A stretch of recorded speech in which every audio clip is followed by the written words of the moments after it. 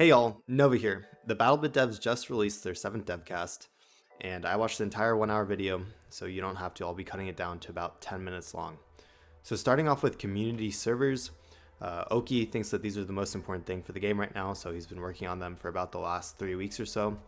Basically, he said that for updates on it, some players have been whitelisted for hosting community servers.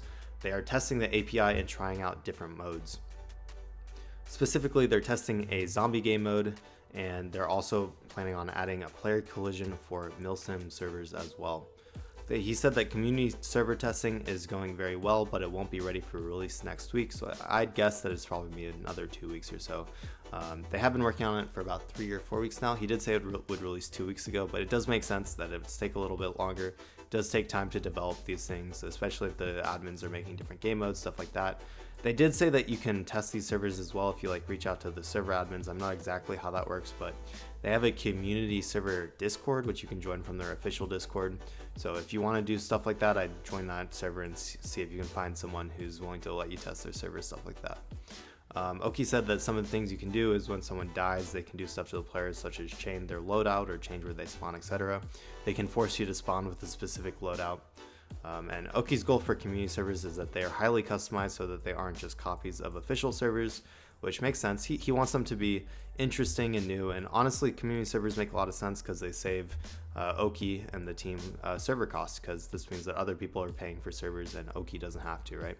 So it makes sense, but it's a great thing for the game, and eventually I think community servers are going to be what drives BattleBit in the far future. They also said that server admins can change all game settings such as bleeding, time to kill, player running speed, etc. By having all these changes, it really means that server admins can customize their games and make them interesting to play, stuff like that. I think a lot of players would really enjoy a game mode where there's no bleeding, stuff like that.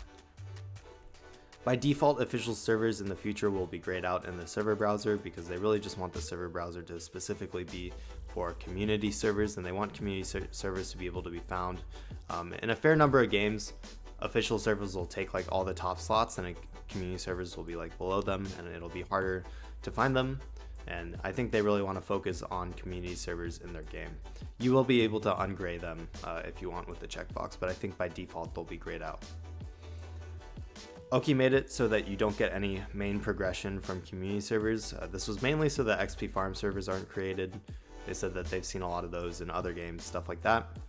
Instead, servers have their own stats for you, and they can also read your stats from the official database, but they can't write into the official database. And additionally, they can create custom stats for you for that server. So they could start you at level 200, they could start you at level 0 and make leveling up a lot faster. It's totally up to the server admin, so hopefully we see, honestly, even just a server with faster progression would be awesome, really. Larry wants to add LAN servers in the future so you can set up a server at home and play with some friends and just host it on your own computer so you don't have to pay for anything. So that's really cool. I hope they add it. Not enough games have LAN stuff anymore. I grew up playing LAN games with my dad and his friends and stuff, so I love any company that supports LAN servers. I really like all of the support for these servers. I think this is a great idea. There are already a fair number of milsim servers and game modes being developed, and Oki is directly helping support their development. And Larry said that if a specific community server becomes very popular, he's thinking he may create custom skins for them or other content for the server. For example, he put out the idea that there's an infected mode right now, that there's some specific admin that's working on it, and the zombies have sledgehammers right now, and Larry flirted with the idea of creating a custom skin for the sledgehammer. So moving on from community servers, Larry said that he really didn't like the progression of armors. Specifically, he said the progression of armors is fucked. So he wants to make the entire process of unlocking things earlier, easier, and also make it happen earlier so that you unlock armors earlier in the game. He said that the gaps between unlocking armors is too big, and additionally they think that because character customization options, it's just such a small box, honestly, and they aren't obvious. They think most people honestly don't even use them and don't know, your average casual player is not going to know that you can change your armor and that affects gameplay. On the topic of Twitch rivals, Larry does not plan on ever rerunning the first 2 skins, at least for the foreseeable future. He wants them to be special for people who were there at the first Twitch Rivals tournament. He did say they may rerun the content creator skins, so it's Rengar, Hutch, Sure4, and I think it was Clean's AS Val skin, I'm pretty sure. So they may rerun those. They're going to try to get more people, more content creator skins to be unlocked in the next Rivals tournament, and I'm sure he'll add some more Rivals skins as well.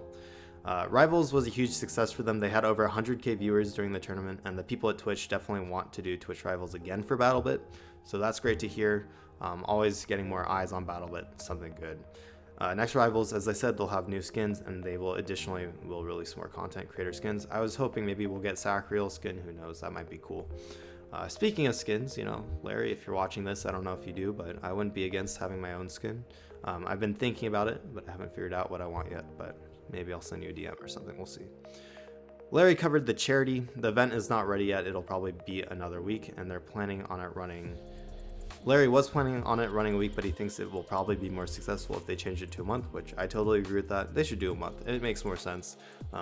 Just for anyone who isn't up to date on the charity, Larry is partnering with the team is partnering with Make-A-Wish, where they will have a storefront set up on like Make-A-Wish's platform, and if you buy, like, I think they might have said it was $5, I don't know exactly what it's going to be, but if you buy or donate to Make-A-Wish, then you will get a cowboy hat in game. So I know I'll definitely do that. I mean, it's for a great cause, and you get a cool cosmetic.